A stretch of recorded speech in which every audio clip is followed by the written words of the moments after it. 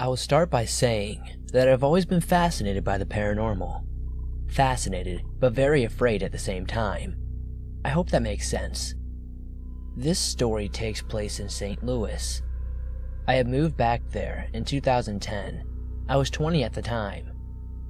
I was living there for a few months with my older sister Farah and her daughter Tia. While I was there, her other daughter Roxy came home from jail, and that's when the event occurred. On Roxy's first night out of jail, her and her mom, Farah, went to the casino. By the time that they came home at around 12:30, Tia and I were asleep in 2 different rooms. They were slightly intoxicated and loud when they came in, which woke me up. I didn't move from where I was, I just tried to wait for them to settle down so I could drift back to sleep. Farah thought it would be a good idea for mother and daughter to say a prayer together. They are still in the living room. Once they began to pray aloud, there was a loud growling noise. I could hear from my room that they were puzzled and a little frightened. They thought that maybe they were hearing things. They were not hearing things because it was so loud. I heard it from my bed. I was scared, so I tried to get to sleep as fast as possible. My logic was that if something supernatural was going to happen, hopefully I would sleep through it. I fell asleep but was awakened at 3 a.m. to my niece Tia coming into the room where I slept. She said that she wanted to get her Bible, and something from across her room came. She was visibly shaken, so now that I was up, I was not able to stay alone in my room. Farah, Roxy, and Tia and I were all huddled up in Farah's bed. They told me while I had been asleep, they were hearing stuff. They didn't go into detail because they didn't want to scare me. We were calming down when we began to hearing a tapping sound. It seemed to be coming from the kitchen. We all got up, holding each other, and proceeded to walk in a line to the source of the noise. When we got there, we noticed that there was a plastic cup from Quick Trip, a convenience store Farah and Roxy stopped at before coming home, in the sink. This is significant because my sister swears that it was on the counter at least a foot away from the sink. My sister is examining the cup while Roxy, and Tia, and I are all huddled up in the hallway. Next thing I know, all the dresser doors in the room were just going crazy, opening and closing by themselves. I could not see the drawers from where I was, but I knew the sound. Also, my room was the only one with a dresser. My sister only had a closet. That went on from about 1 minute, but it felt like forever. Once it stopped, me leading the way, we ran past the room to get into Farah's room. That was the last straw for Farah. She picked up her cross and started yelling, "Get out of my house, demon!" She would then yell out prayers and more commands for the bad spirit or whatever it was to get out. I don't know if it worked, but we didn't hear anything anymore that night or any other night. That didn't stop us from staying up the rest of the night though, and everyone sleeping together for the next 2 weeks.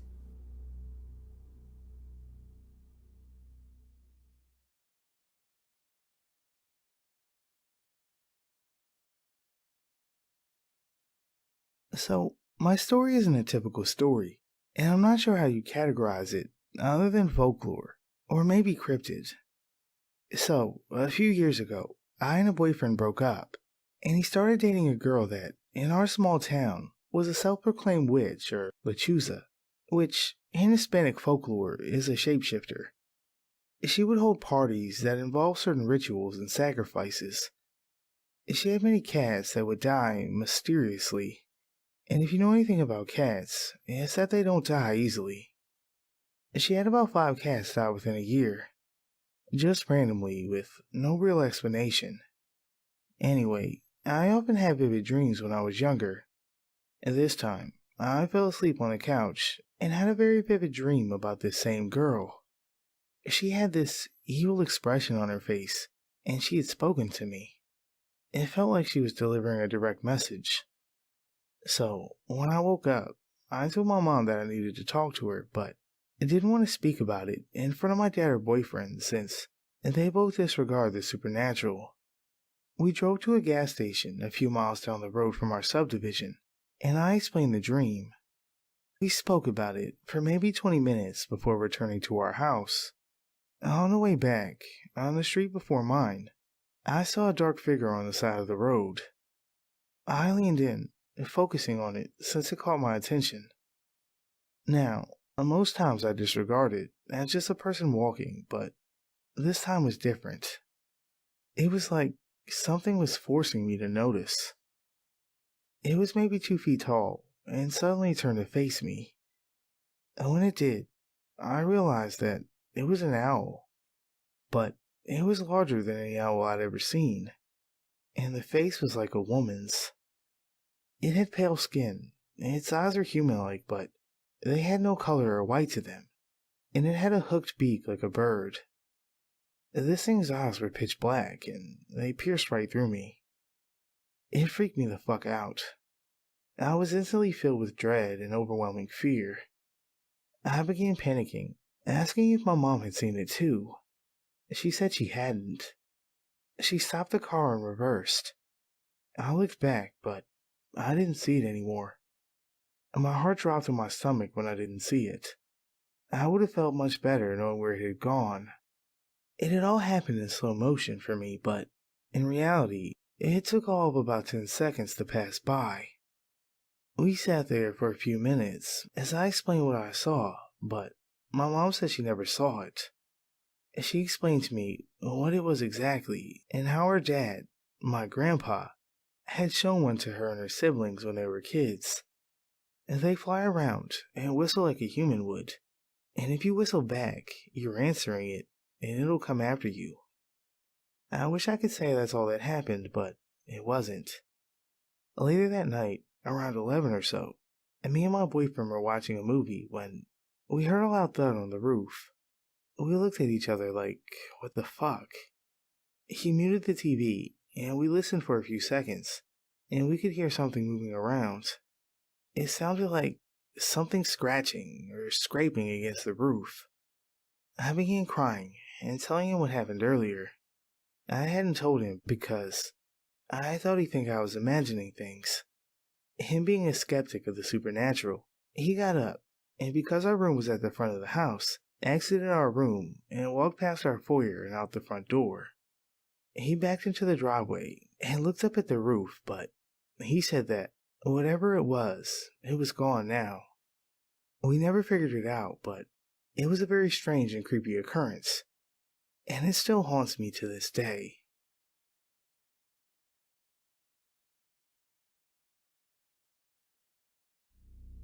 Yair Suarez, who was 7, was spending a day at the beach with his parents and siblings on the 4th of August, 1995.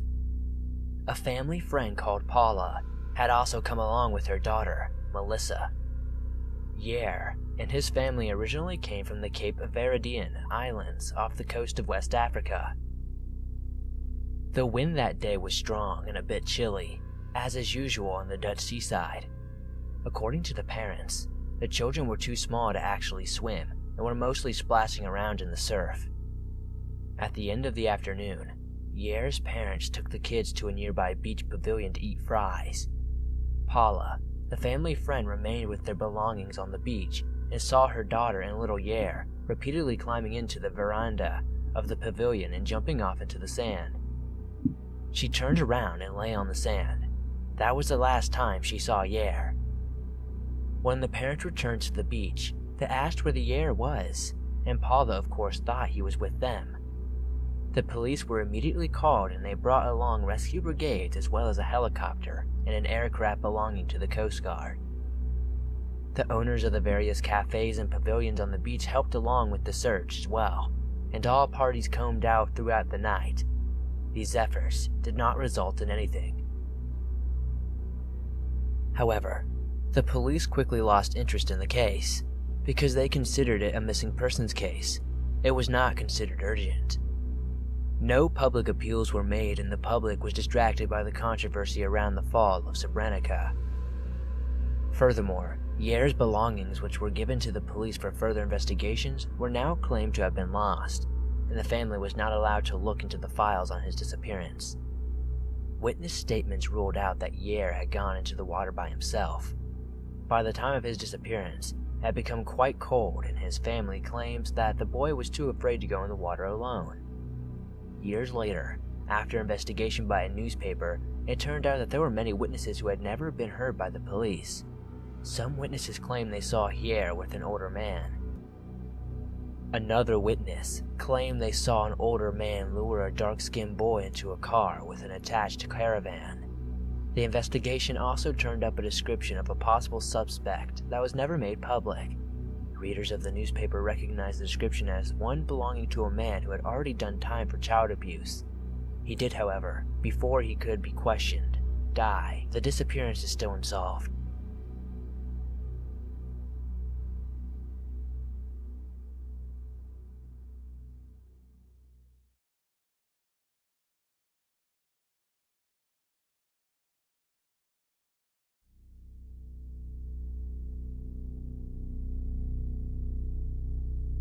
This story takes place in the year 1993. I was a sophomore in high school. I must emphasize the importance of the year, as cell phones, internet, and effortless forms of mass communication at your fingertips was non-existent. There are ample amounts of backstory, but mainly I cannot get into it, and feel this story is the only one I can safely tell. You'll understand why as the story goes on. At this time in my life, my friends and I were carelessly using a Ouija board that I found in my deceased great-uncle's attic after he had passed. Again, I will not go into many details here, other than it was wooden, old, and had no instructions. We took it home, and my sisters and I, along with my friends, began to play with it.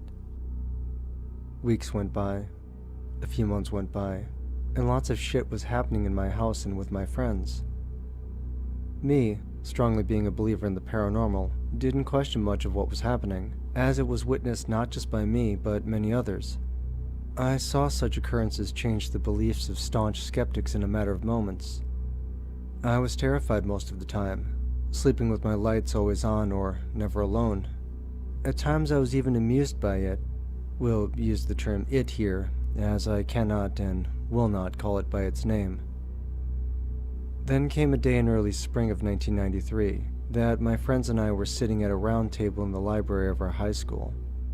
The topic always seemed to circle back around to what was happening at my house. There were 4 of us sitting at the table: myself, Monica, Kim, and Suzanne. I was beginning to get a little agitated and began to feel arrogant. So arrogant that I said aloud to my friends almost to these exact words: "If you're so powerful and so real, then you wouldn't be stuck in my house. So show us a sign you can hear us beyond there on the board." And just like that,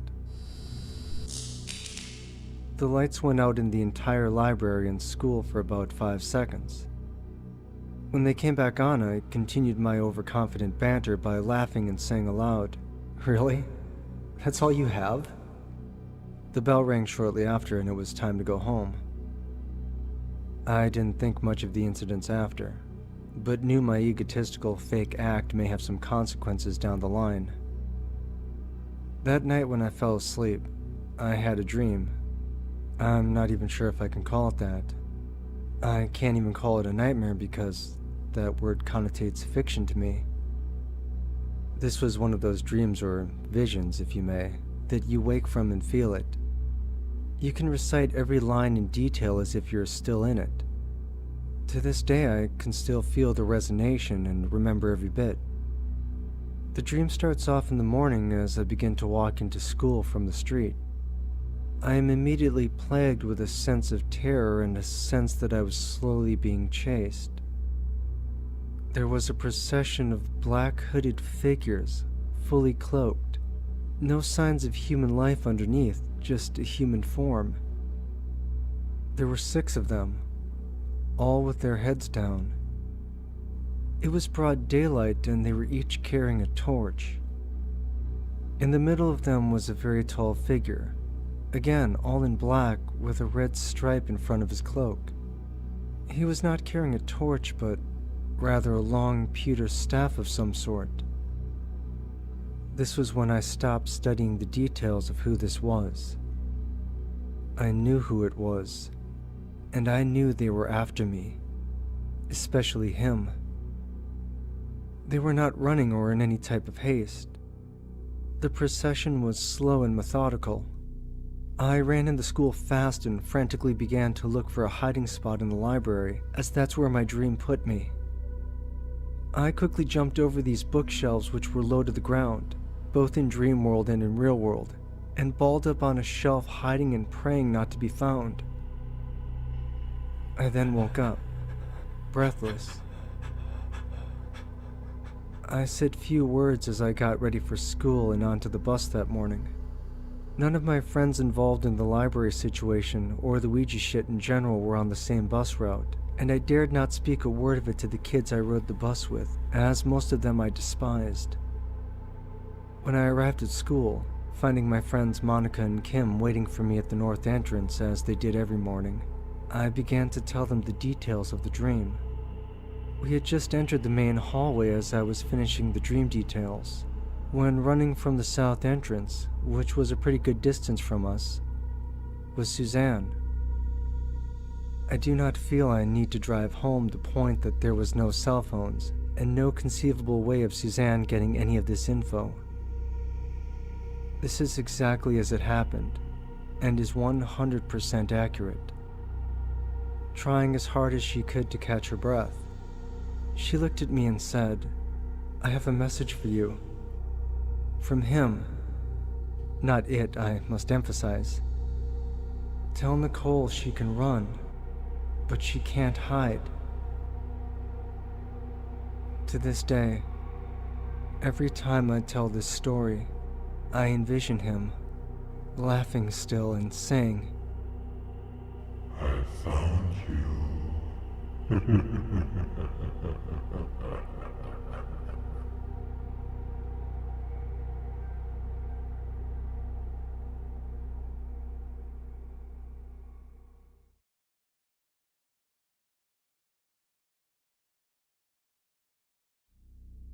This experience takes place in our family home at Cabyang Avenue in Wayland, New South Wales. At the time of the experience, I was not born, but over the years, my mother has told me of the experiences she, my siblings, my 2 sisters and 2 brothers, and my father experienced in the dreadful year of 1996. My brothers and sisters would start to get really sick at odd times, and would start to wet the bed when they were at an age where they could go to the toilet on their own. There was a night that my second oldest brother, who was 6 at the time, got woken up by his sheets getting pulled off of him. After that day, my sisters were in their playpen, and my brothers were waiting for their food in the lounge room, but then everything stopped and the floor of the inside house was like a whirlwind. Plates were flying and getting smashed, vases breaking. My mother's dress was getting blown up and down, and my mom couldn't walk properly because the wind was blowing her, but with all her might, she finally got to the door and opened it. To her surprise, the outside was fine. She saw her neighbor's house, and they were outside chatting. She asked them what had happened, but they replied with, "Nothing," and "Are you okay?" By this point, my mother was confused, and she said there was just a cyclone in my house. But there was one night that made my mom leave the house for good. She was exhausted one night after putting all the kids to sleep, so she decided to have a nap on the lounge, and so did my dad, who went to sleep on the opposite lounge. My mom then got woken up by her head getting smashed into the table at first. My mom thought it was my dad, until she looked up and saw my dad getting flung down in the hallway. After that night, she moved out. She got a call from the people that moved into the house after my family, and they said that the house was burnt down while none of them were home. They also were told that firefighters couldn't find out what had started the fire. This is the first story of many that I plan to share.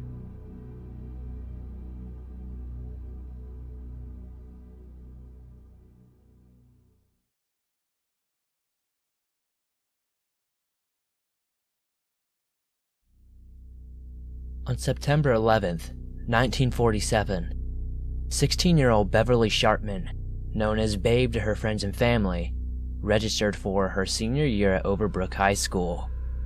Then she packed a suitcase and walked to the Baltimore and Ohio Railroad Station. Her whereabouts after that point have been unknown for 71 years. Later that evening, her parents received a telegram reading simply, Got married, leaving town, will not be back, don't worry, Babe. Investigators discovered that she had quit her job at a local radio distributing company the day before. She had hopes of becoming a DJ, according to one source. She had taken $173 from her savings account and had mentioned to coworkers that she was going to Chicago. But according to investigators, no marriage licenses were issued to a Beverly Sharpman in any of the United States. The night before she disappeared, on September 10th, her mother, Nettie, said Sharpman had appeared troubled and said that she had something to tell her. Nettie said she hadn't pressured her daughter to share and went to make tea, and Sharpman went out to bed without telling her mother, and that was concerning to her. No one else knew her, or including her brother, coworkers, classmates, friends, or family. Nobody was able to give any details about what might have been troubling Sharpman, nor were they able to shed any light on why she might have disappeared, or whether her disappearance was related to the problem. Sharpman was initially considered a runaway, since it appeared that she had left on her own volition, but authorities admitted that it was unusual for a teenage girl to leave home and never contact her family. Her parents took out advertisements on classifieds in Detroit, New York, Chicago, and more, asking Sharpman to contact them, but they never received any word from her or about her. Tips came in across the United States, but none were ever substantiated. One man contacted Sharpman's family in May of 1948, saying he had met Beverly in Charleston, South Carolina in April. He said she was living with a woman on West Street. Investigators from Philadelphia and Charleston investigated, but no sign of Sharpman was ever found.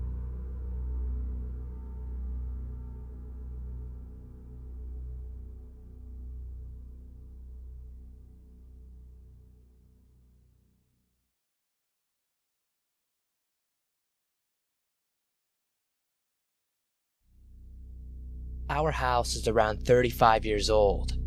We are the third owners, but only the second to occupy the home. For an unknown reason, the second homeowners owned the home for 10 years, kept it well maintained but never stayed nor rented the property. The original owners died in the home of natural causes, but I never felt like the home is haunted. A small idea of the layout of the home for reference. The home is a split level. You walk upstairs to get to the front door. Once you enter, you can either go downstairs to the laundry, garage, my den, and husband's man cave, or you can go upstairs to the main floor, where the living room, kitchen, and dining room are visible from stairs. Then to the left of the stairs is a small hall for 3 bedrooms and a bathroom. Only a few things have happened to us personally, and one noteworthy thing happened to a friend. Within the first 6 months of living there, my husband was working on organizing the garage, so he was in and out of the home. I had gotten home from work while my husband was walking out of the garage. I, just walking into the door, see my husband pause at the garage entry and say, "Calypso, our black cat, just ran into the garage. Remind me so we can let her out later." I respond with, "Okay," and proceed up the stairs, only to be greeted by Calypso, our other cat, and the dog. I go downstairs. I told my husband, and we searched the garage only to find nothing out of the ordinary. He was 100% positive it was our cat. A month later, I was just waking up. My husband was showering, so I was laying in bed being lazy, as I could before work. I rolled over and heard clear as day in my ear what sounded like an older man say, "Don't forget it." Thinking it was my husband, I responded, "Forget what?" and rolled over to face the bathroom door thinking he was in the bedroom. Nope, he was still showering. So, we have now lived there for 2 years, and I personally have seen the black cat once since my husband has saw it. A friend of ours stays at our house when we are on vacation. He complains about the lights flickering. It's an old house, so I don't chalk that up to anything new. Odd feelings and the animals will stare into the dark hallway at night. I keep my door closed at night with the animals in the room and personally have never had an issue. Though, one time he said he was outside playing in our backyard with the dog at night. There's a floodlight, but it doesn't reach too far into the woods. Anyhow, he said he was playing with the pup, and she brought him the ball, dropped it. Our friend told us that he felt uneasy, just before the dog turned around and started defensively growling towards the woods. He said he hasn't heard that sound come from her before. He saw nothing in the woods, and personally she never defensively growls. Who knows what was out there in those woods? Paranormal or not, our friend won't go out there at night anymore.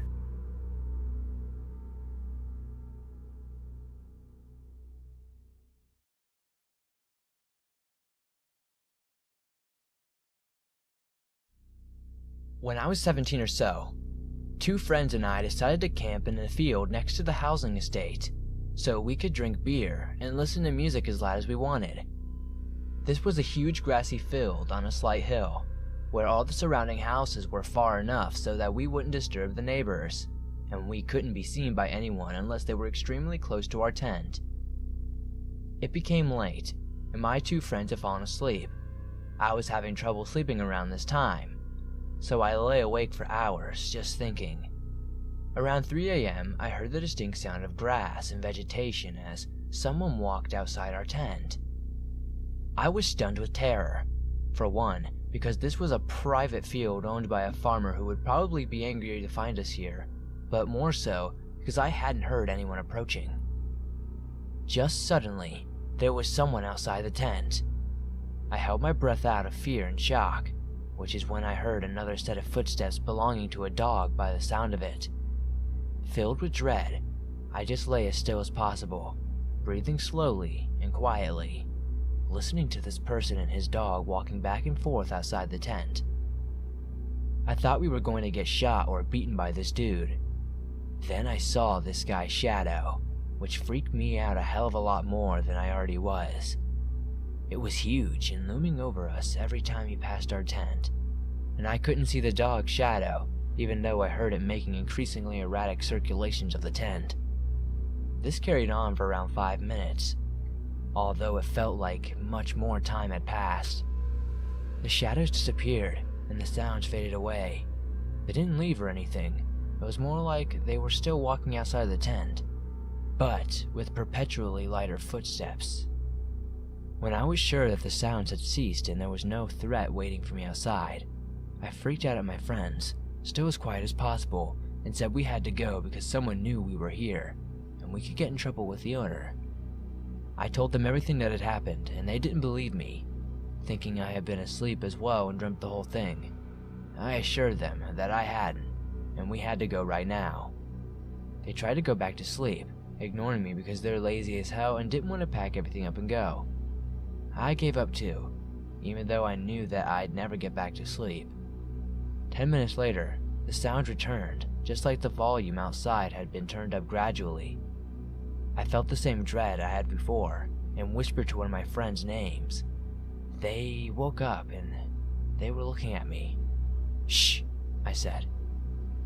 They had already started hearing the noises, and told me to open the tent to see who was terrorizing us. I did so, slowly easing my hand outside the sleeping bag and up the zipper. It probably took 5 minutes for me to reach it, just so I was sure not to make a sound. I pulled it up so violently that I nearly ripped the whole thing in half. There was nobody there. We got out within the space of 5 seconds, and there was nobody anywhere. As I mentioned, we were at the top of a hill in the middle of a field, so we could see if anyone had decided to run, but there was nothing. Even though it was impossible for anyone to escape my seeing them, I'm absolutely positive there was footsteps outside our tent that night.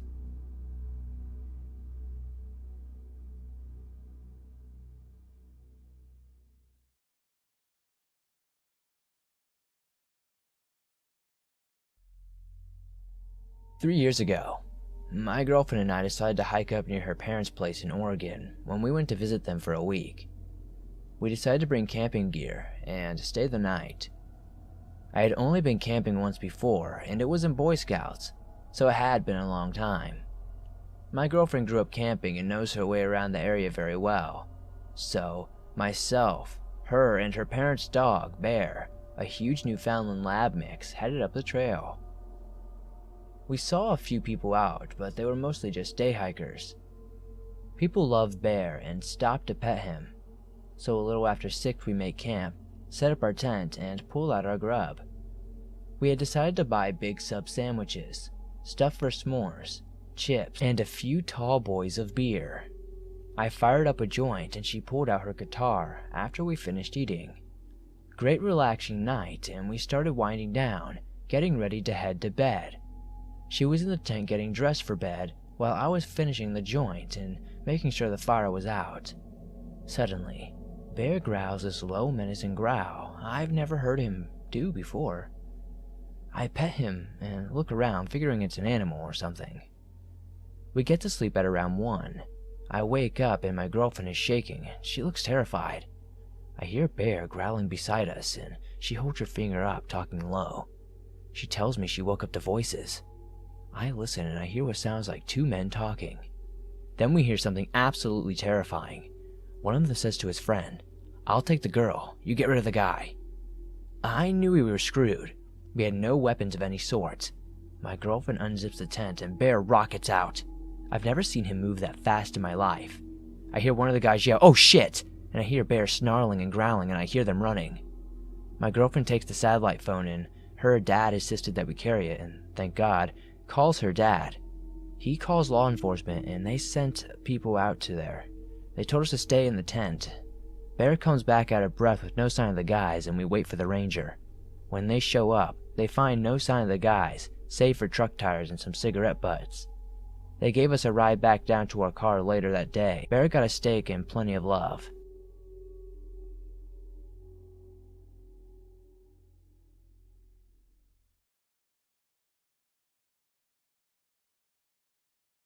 First of all, I'm sorry if I get any of this wrong, as English is my second language after my main language. A backstory, which is kind of important later, and about what you think. I live in Indonesia. At my place, religion, beliefs, magic, law collides into one of those elements of fantasy in roleplay games, or what you call as Dungeons and Dragons. Some magic are good, some are bad. Some are in between.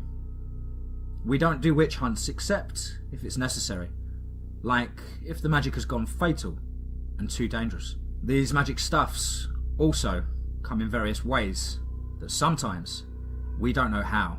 Holy rituals and prayers also became a shield to defend people from people who use dark magic. As long as the magic isn't being used for wrong stuff, the users are allowed to live without being witch hunted. Sounds crazy, huh? But it's always happened. So, years ago, I used to have a teacher, let's call him Thomas for privacy, who taught me myths, beliefs and such. I kind of hate him since he's sarcastic about my sleep problems. But his story always haunted me and my mind, as he told it to the students to be careful when using magic, and as I also may ever encounter possession. I repeat, he told this not to force the kids to follow his way, but as a warning. So, let's go to Thomas's encounter story. Thomas lived in a cheap 2-floored house turned apartment. Kind of looked like those classic motels. His neighbour, who lived next to his room, let's call him Billy, also for privacy, works to sell TV channel servers. Despite his job, Billy is greedy. One night, Thomas got home from work. He passed the corridor of the apartment. He kept a dozen of flowers that he always checked at the front of his door, as they are near the balcony where the apartment residents can look at the parking lot below. As he finished checking the flowers, he heard something from Billy's door. Something like whispers, like prayers, but he felt something is wrong about them. He studied about the beliefs and such, but for him, this is too different. But since he got really sleepy, he thought it was just the radio or that Billy is watching movies in his room and then gone to sleep. On the next week, Thomas got back from school and passed Billy's room. As a neighbour, Thomas knows Billy needs another job to balance his savings. He knocked on the door and said, "Hey Billy, do you still need a part-time job? I have an offering for you." Then Billy opened and said, "Hi Tom, sorry, but I already got one." He smiled. Thomas nodded, but then he spotted something wrong. Billy is skinny and usually bright, but strangely, he looks pale, and a peak of his wrist shows that he is indeed skinnier. He just watched, though silently, as Billy closed the door. A month went by. Another night came in. Thomas got back from work and slumps to his bed due to work stressing him out. He was about to sleep, but then he felt something on his comfy pillow. Hair. Long hair. Like it belongs to a woman. My teacher that time was single, and he hasn't even found a girlfriend. He then felt a really eerie presence is peeking at his door. He turned around and spotted a glimpse of a dark shadow for a second before he muttered prayers for so many times he eventually fell asleep in fear. On the next day, which was the weekend, Thomas checked his flowers. He felt guilty because they had wilted away. He forgot to water them because of his job messing up his hours. But amongst the flowers that bent down, he spotted one flower that strangely stood still, healthy, and grew too bushy. It was like you give the flower a super-powered fertilizer. He got weirded out and checked the flower's pot. He dug the dirt in and then felt something in his skin when his hands went into the soil. My teacher's mind quickly turned into bad feelings. He gently pulled out whatever he had got in his hand and then gasped. He jumped back in terror. It looked like a mummified body, wrinkly and dry skin, almost skeletal, but also shrunk to the size of a Barbie doll. It also had needles stuck in its face. Thomas called the landlady, who was grumpy because Billy didn't pay the rent. She came to the scene and then screamed in terror, "Quick! Call a priest!" In an instant, a priest who was also, that time, had the power of contacting otherworldly critters. He came and then examined the doll-like thing. Thomas suddenly had a thought and then asked, Is that Billy?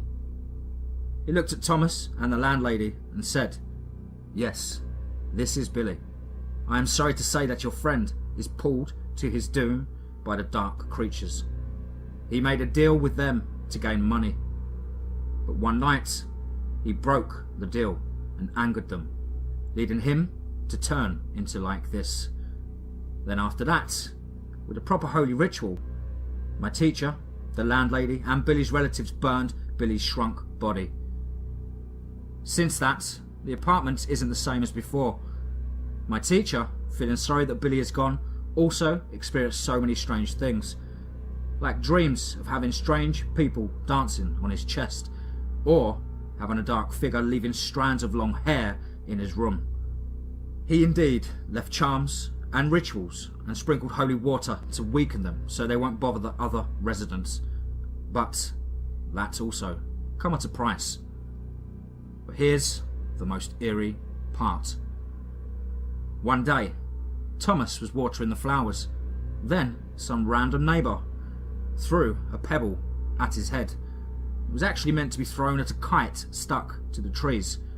He angrily yelled, "Don't you be a little rascal or you'll end up like Billy," and watches the boy as he ran away. He then took a nap and started having a nightmare. A group of dark creatures surrounding his bed, including the dark figure and the strange people who danced on his chest. At the middle of those dark figures stood Billy, but his eyes emitting darkness he'd never seen before. Billy pointed at Thomas with an otherworldly voice. He insulted me. Thomas quickly woke up in shock. To these days, I heard he still does do rituals, trying to defend the people from what Billy has done. While on school, he still teaches kids.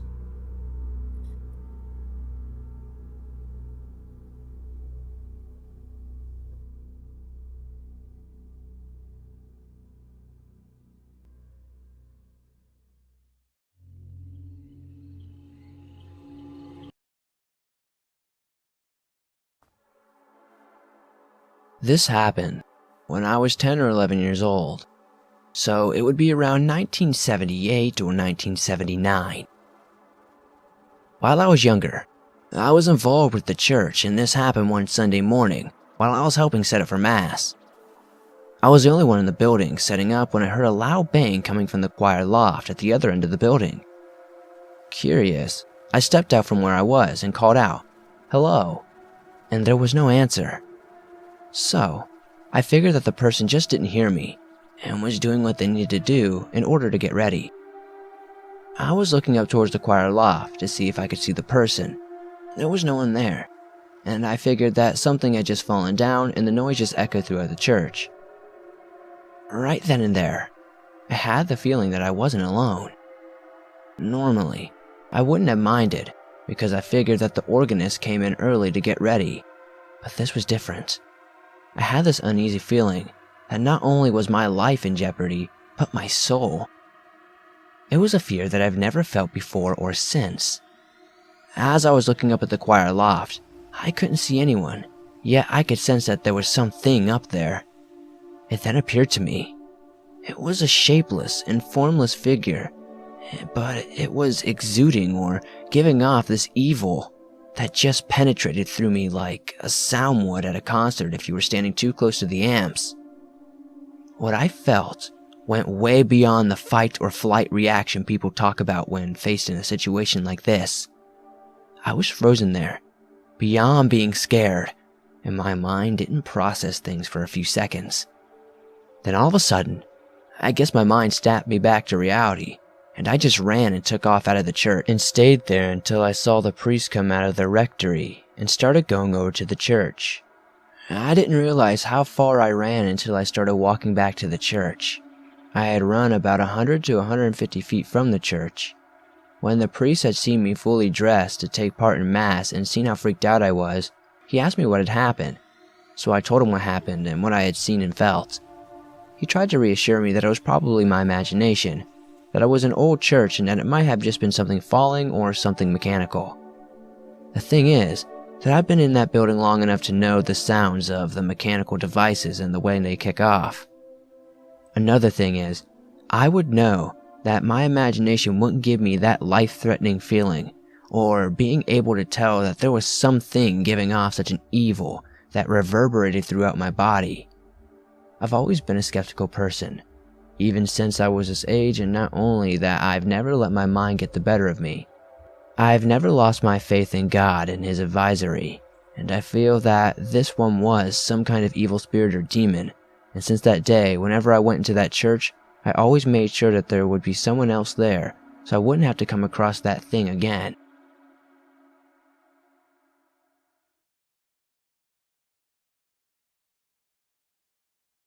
So this happened in February or late January of 2015. I and my friends decided to try urban exploring.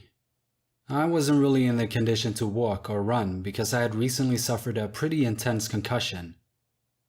Alright, so we decided to park on the opposite side of the asylum. The photo you see in the thumbnail is a small church or a school-like building on a small path leading to the asylum. I'm not certain if it was part of it, but it most likely was. The entirety of that building was caved in, so the chance of us exploring it was very little. We didn't have any rope or anything to pull us up. We decided to continue onward, and through some incredibly thick forest and brush, we had to climb over a massive tree on the only animal path in our sight. The more and more we walked, the eerier the atmosphere became. I saw something white out of the corner of my eye, and man, was I not disappointed. White notes, paper sheets, just random paper sheets strewn throughout the immediate forest before the asylum. I swear to God, it felt like the Slender Man game. I'll attach photos to the comments. Besides my buddy T being spooked, me and S were in high spirits. Bandanas on our face, knife in our hands, along with flashlights and our phones. We wore all black hoodies, except for T in the thumbnail. As we passed the notes and reached the end of the forest, we saw the eeriness of the biggest building on asylum grounds. It had abandoned semi-trailers there to rust there for eternity. I ran as fast as we could to the building to stay in cover. As we reached the first half of the huge building, We turned on our flashlights and walked inside. I saw the beds those children died on. I saw disgusting rooms with pillows and beds strewn about. I'm a firm atheist, but that place made me feel uncomfortable, incredibly uncomfortable. There was lots of graffiti too, some disrespectful, others commenting on the duality of men. Some of it was the N-word and swastikas. And penises too. Me and S just felt so pumped and alert, like movie stars sneaking around. Fuck, I'm not gonna lie, I absolutely loved the rush that asylum brought. Now as T took more pictures, and me and S cracked jokes about him being scared, we ran into a huge room.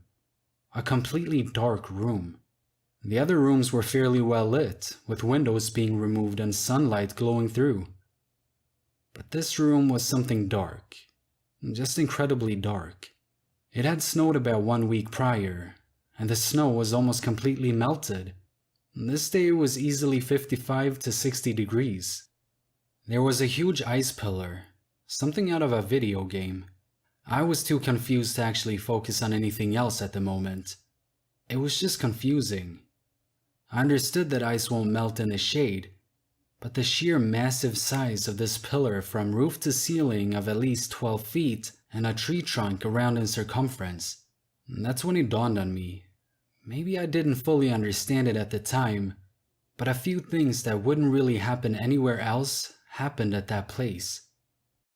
After being spooked enough of icy dark rooms, we climbed onto the roof and saw the melted snow in a huge, watery pile seeping through, looking like if it was just going to collapse at any moment. We didn't dare walk past the dry areas of the roof, and we decided to get off a different way. So we explored the biggest building, and now we were on our way to the main building. I circled it in blue in an attached photo. As we entered the decrepit, ancient building, it's the ice room all over again. The doors were rusted and broken, rooms tossed and ransacked. I climbed up onto a level by myself, since the staircase was blocked by some desk and wall shelves. I found nothing but sand in the staircase landing. This is in the middle of Maryland, not near any beach, and this staircase was covered in sand. It wasn't concrete, it wasn't crushed rock. It was fine sand. It belonged on a shitty Maryland beach. I was terrified and spoke to S and T through a hole on the floor I was on. They told me I needed to go down there. Apparently they had seen a security guard roaming. I climbed over the metal barrier in the landing, climbed down and met up with S and T. We went out a window on the first floor and hid behind some random metal barrels or something of that sort, and we saw the car drive away. T was so fucking nervous and I started panicking. That's when him and S took off in a sprint. I chased after them, being a slower runner than them but still in pretty competent shape. As soon as we got to the forest, I was about 50 yards deep from the edge touching the asylum grounds. They were about another 50 yards away from me. I saw the groundskeeper. He didn't stop chasing after us. We ran so fast through the thicket, jumping over branches, avoiding the giant tree, and watching out for the abandoned building back to S's car. We all got into the car and drove. There was no word said. All of our heartbeats were through the roof. I can never replicate how amazing and equally terrifying that day was.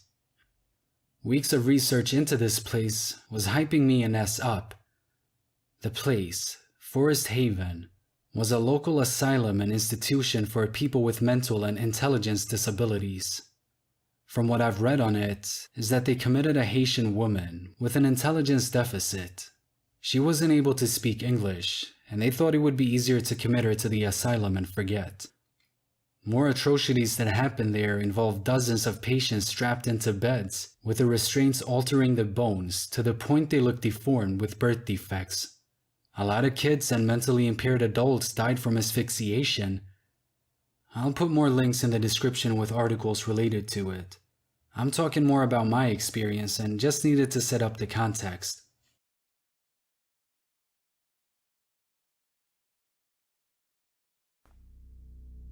4 years and a lesser income ago, my family of then two moved out of our dinky apartment and decided to rent a house.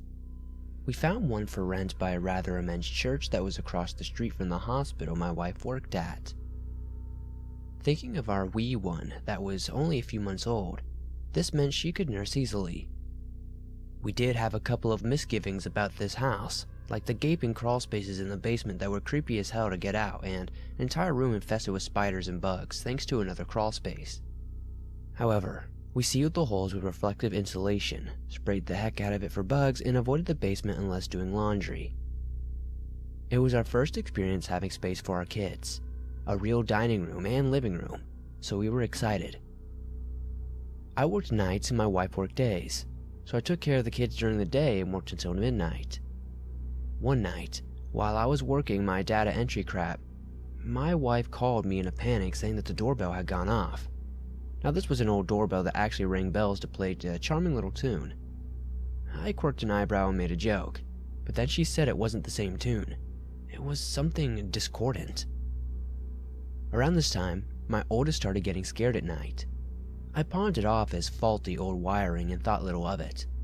One day, playing with my older son and watching my little one shake the crap out of his toys, I got to hear it. The entity caused, or not, it may have been a cold chill down my spine. I shook it off, but when I saw the shadow of someone walking upstairs out of the corner of my eye, I froze and immediately thought, it's my poor eyesight or maybe a floater in my eye that I caught. Then, my oldest, then 3, says, "Was that Mama?" That was it. Time for a walk. Get the wagon, hope your diapers are clean, I might need a diaper too. Let's go outside in the happy sunshine and I'll try not to run or whatever, but we're going now. The bell did not stop. After that, it would ring with the same discordant tune in the dead of night. We made jokes on how it seemed vaguely similar to parts of the Oscar Mayer Wiener song. We were poor and we couldn't afford to move. We ended up having to move regardless as the church decided to sell it without letting us know, and we had to get out. Luckily, we ended up finding an apartment opening at the next place next door to a wacko who was massing with guns and explosives. The funny part is that we moved into the first place to get away from wackos. What do you think?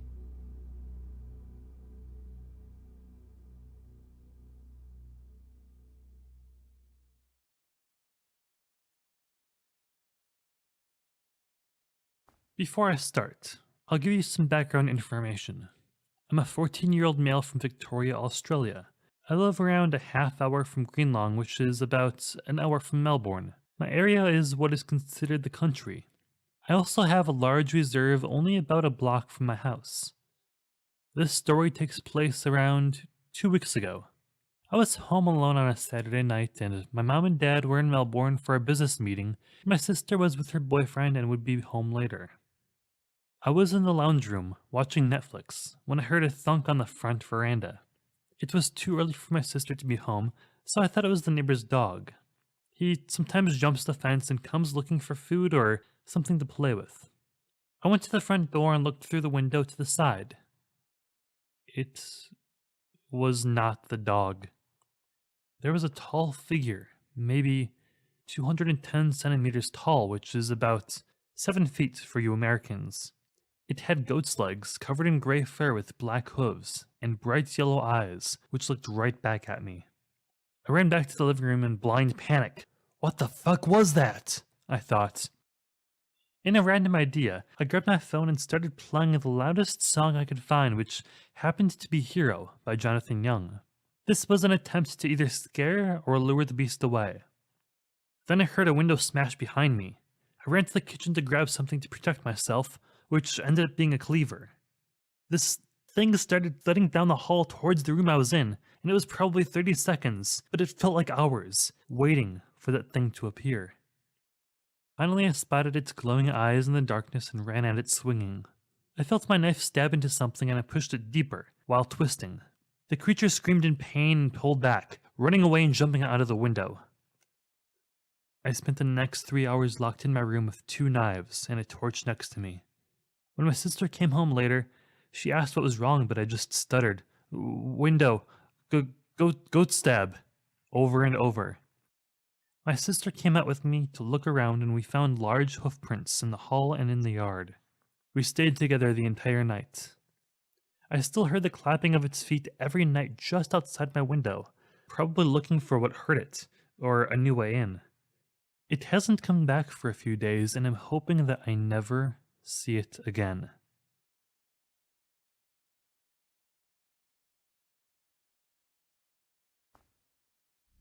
We're Catholic, and in the town I lived there was a Catholic church that kept its doors open 24 hours a day, so people could go pray.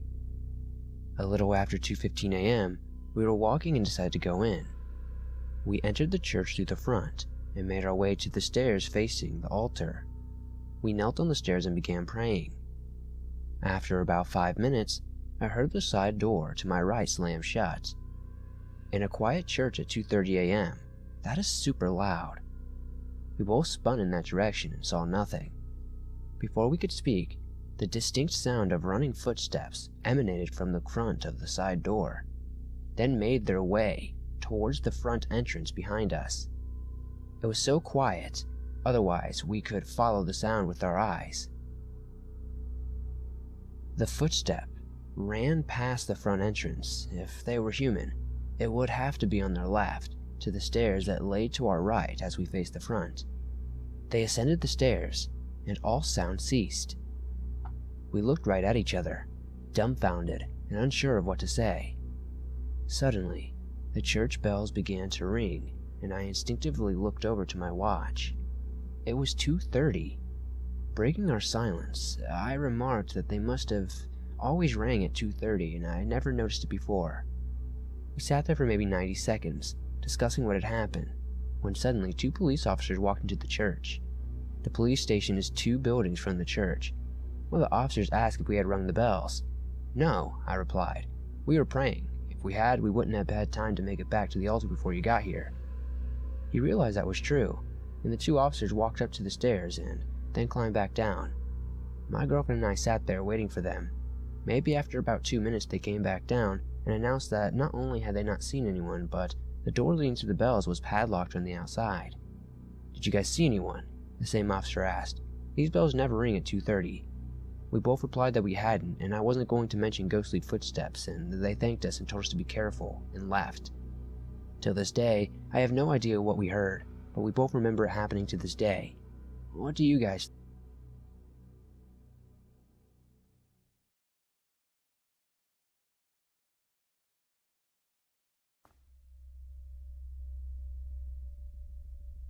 So my story isn't a typical story.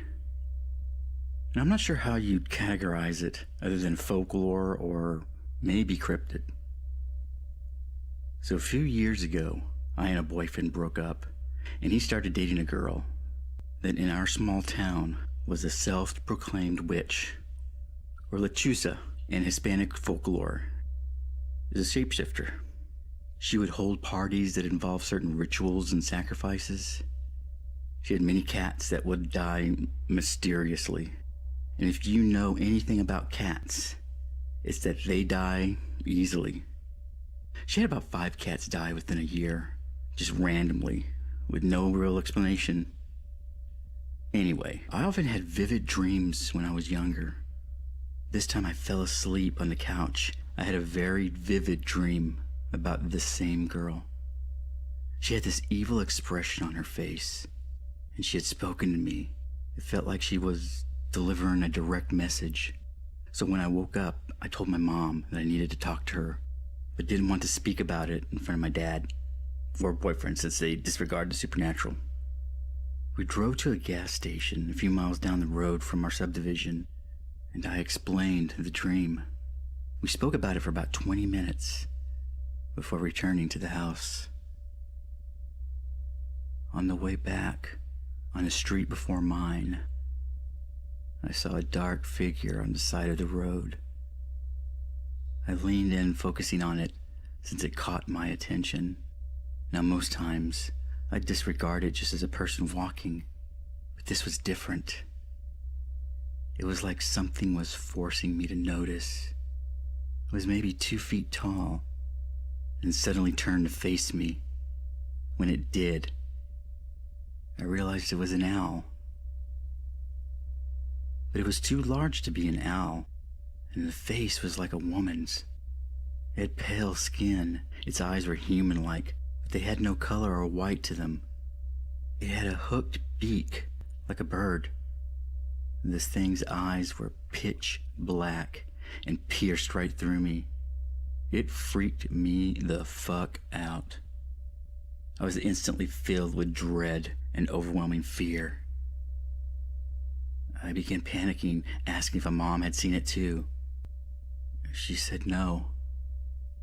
She stopped the car and reversed. I looked back in the meantime, but I didn't see it anymore. My heart dropped in my stomach when I didn't see it. I would have felt better knowing where it had gone. It all happened in slow motion for me, but in reality, it took all of 10 seconds to pass by. We sat there for a few minutes as I explained what I saw, but my mom said she never saw it. She explained to me what it was exactly, and how her dad, my grandpa, had shown one to her and her siblings when they were kids.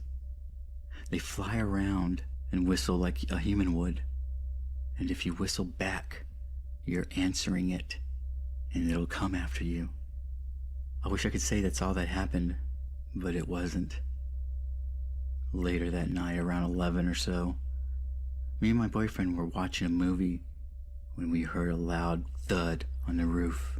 We looked at each other like, what the fuck?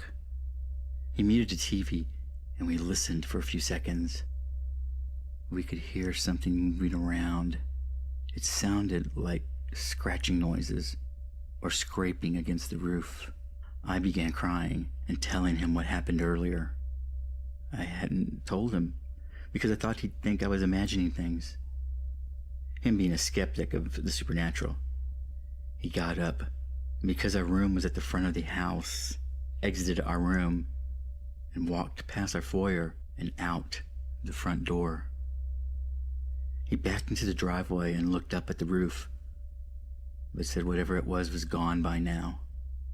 We never figured it out, but it was very strange and a creepy occurrence. It haunts me to this very day.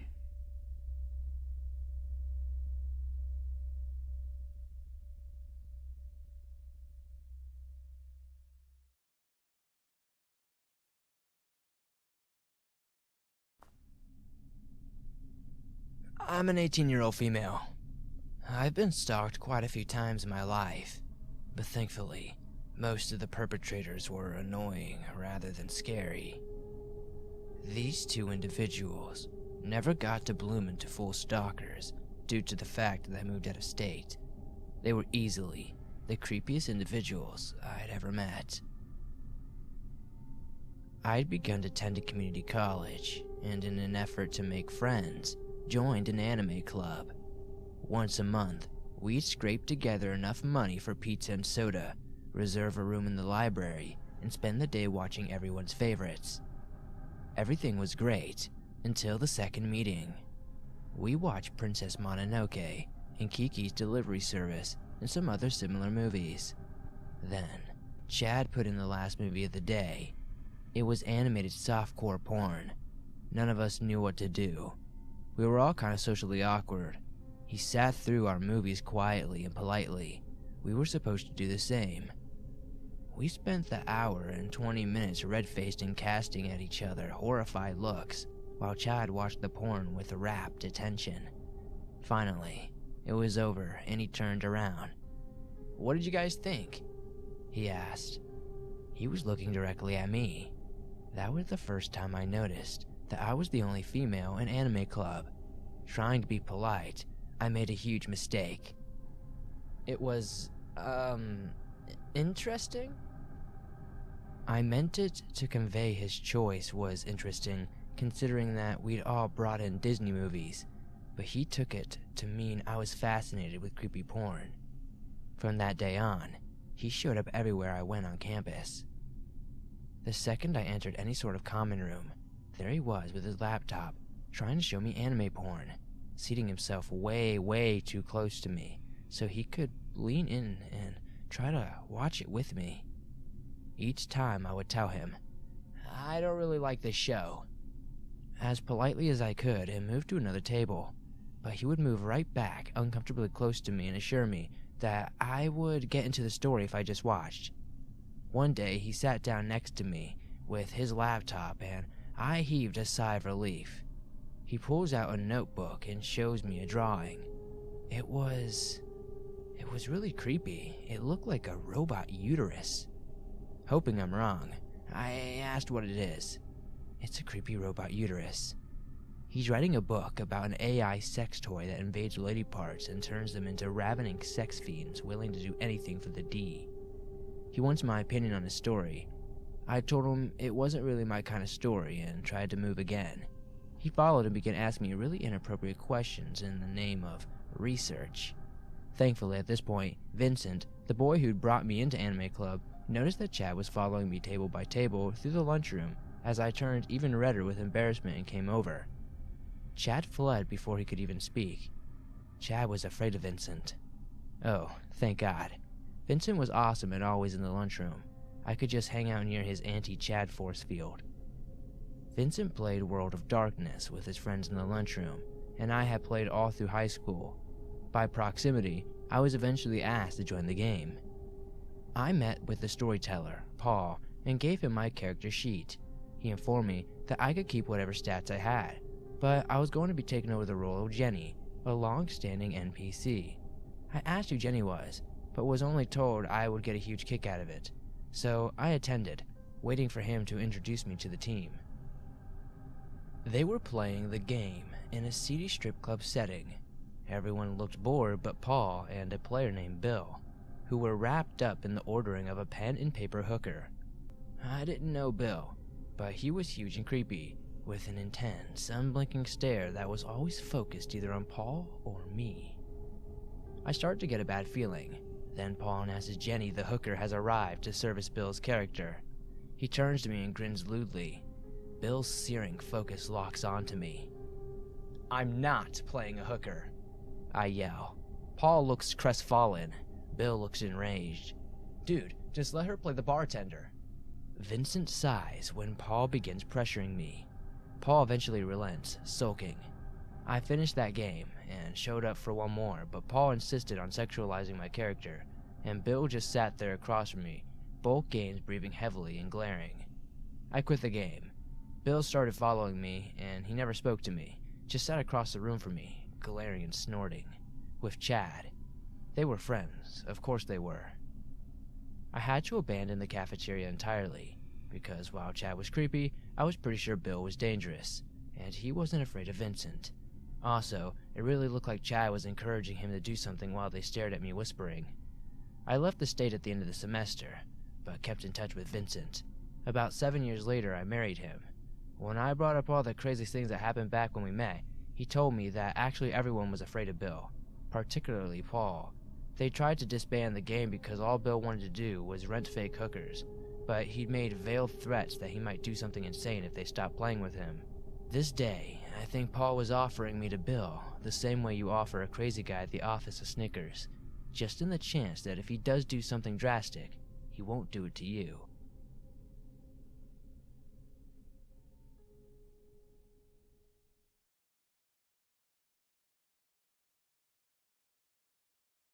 I would like to start off by saying that this experience is 100% real.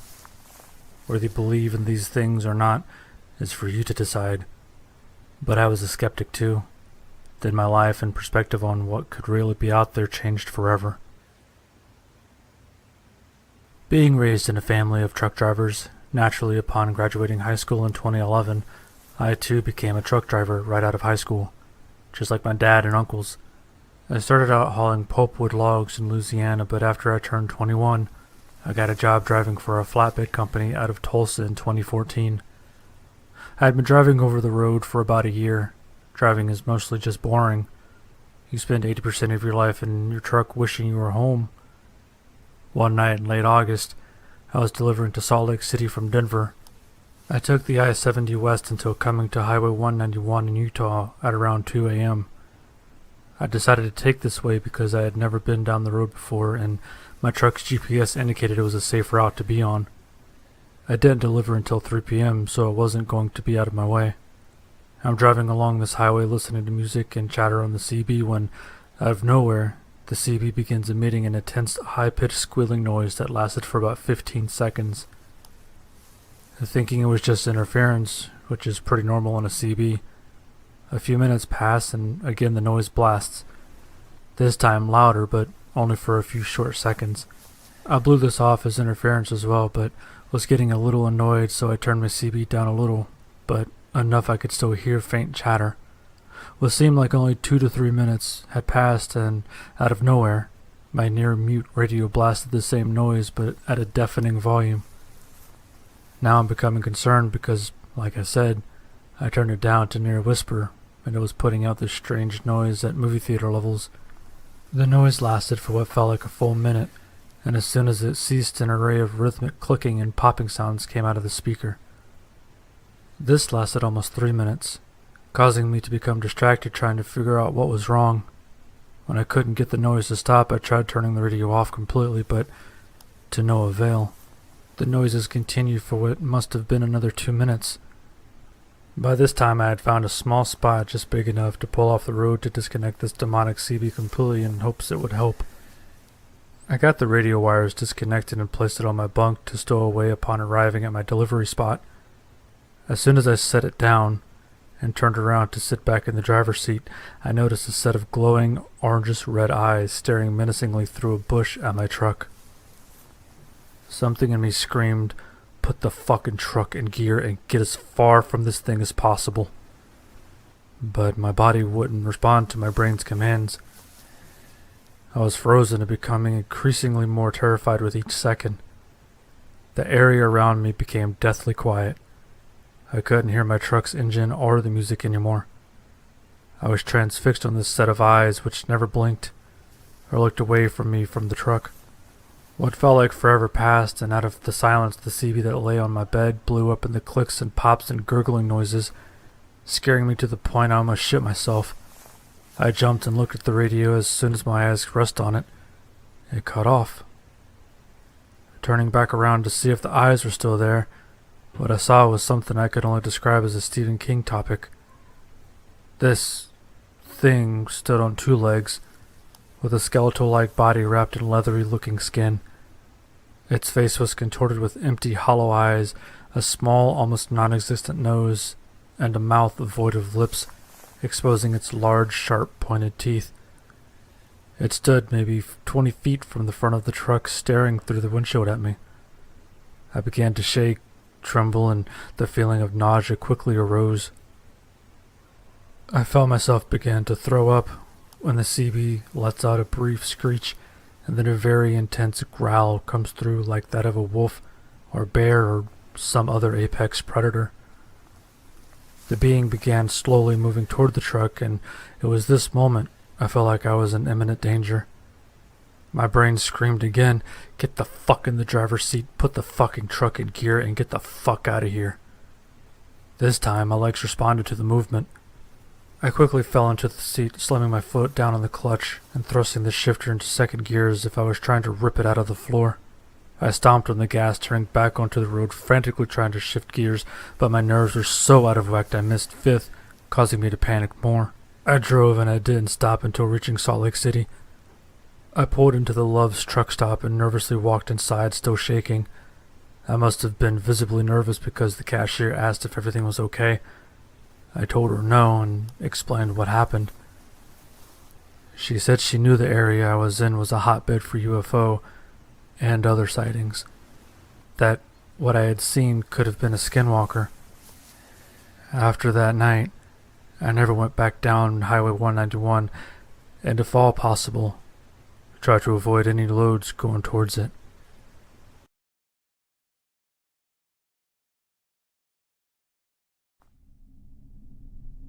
This happened to me in college, when I lived with my roommate, Michelle. It was our freshman year, and our dorm building had 4 different wings, and 2 were boys and 2 were girls. Our wing was connected by another by a door down the hall, which led to a boys' wing. All floors in each wing were the same sex, and boys only had access to the girls' wings through the connecting door, which you had to have a key card for. They were locked at all times, and the key cards only worked for that dorm. I had known Michelle for a long time, and we loved the girls on our floor. We would all hang out often, and during the week, and sometimes weekends, whoever would be home would leave their door open so we could stop in, hang out, and whatever. We never had a problem, and sometimes guys would take shortcuts to their wing from campus through our floor. No big deal, and we got to know the guys who did this often. Most often they all said hey if our doors were open and continued on their way. One day, our friend April got quiet when there were about 6 of us in our room, and I noticed. I asked her what was the matter, and she said, "Dude, did you not see that guy that walked by? I've seen him before. He's so fucking creepy, and he never says anything. He just stares at us." We all looked at each other and said no. She shrugged and said if he came by again, she would let us know. About an hour later, after watching some reality show, she hits Michelle in the arm. We all look up, and there is a tall guy with longer hair, wearing all black, walking slowly by. He says nothing and just stares at us, but looks away when we all look up. He leaves and we all look at each other. We chalk it up to him being lost since we haven't seen him before, and resume watching TV. I talked to Michelle later that night though, and we agreed to keep a lookout and let the rest of the girls know to do the same just in case. We begin to see this guy on the floor all the time, sometimes multiple times a day. It began to get ridiculous when we would all be changing and getting ready to go out, and he would walk by 3 to 4 times, doing nothing but staring and walking slower than necessary. Once, he walked by 6 times and we moved on to the room to shut the doors. He clearly lived in the building, because his keycard worked on the locked door, and he would be there daily. We began feeling uncomfortable leaving our doors open, even when there were multiple people home, and doing so. We asked the guys we knew that across the hall on our floor if he lived there. They said no he didn't, and they actually got concerned when he told us that, because we didn't know what was going on. One of the RAs on one of the guys' floors said if it continued or got weirder, to talk to our RA. He offered to try to find out where this dude lived for us. I'd like to say it didn't get weirder, but it did. One day, I went to our dorm computer room to print off some notes for a psych class and prep the project I was going to turn in for the end of the week. Creepy bro sits next to me and starts surfing the net as I'm sitting down to do my thing on the computer. I felt ice cold. Everyone had laptops before tablets were a thing, and it felt odd he arrived almost the exact same time. I printed my shit off and left quickly. I head to my psych class, and as I get to the psych building and walk to my class, I notice he followed me. I was stressed out the entire class and left from a different exit in the lecture hall. He was still milling around as I left, and hoped to God that he didn't see me as I practically ran home. I get back, breathless, and Michelle asks what's wrong. I tell her and she looks spooked. I go, "What?" And she shows me her Facebook. Creepy guy friended her, and his name is listed as Juan, and the photo is him in his underwear. I check mine and same fucking thing. We knock on a few girls' doors. 6 other people also got friended. We said nope to that, practically pounded our RA's door down and said what had been going on, and I told her what had just happened to me at class. One of the other girls swore he followed her as well. She panicked and he said that she blocked him online and she would take care of it. After that, we never saw him again, and we don't know what they did, but he wasn't on our floor the rest of the year, and never really found out where he lived in the building. Our RA told us later that there wasn't anyone named Juan in the entire building. So Juan, let's not ever meet again.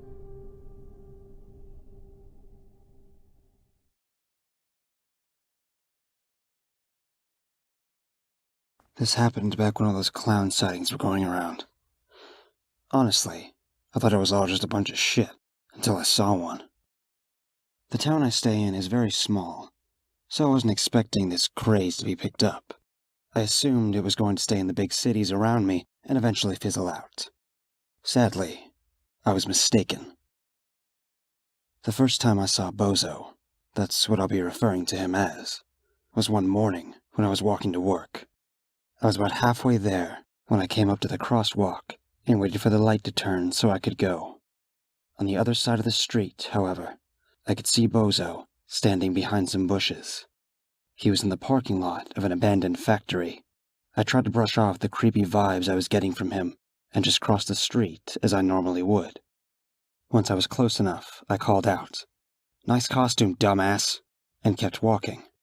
I told a few coworkers about it, and they all agreed it was probably some dude with too much time on his hands.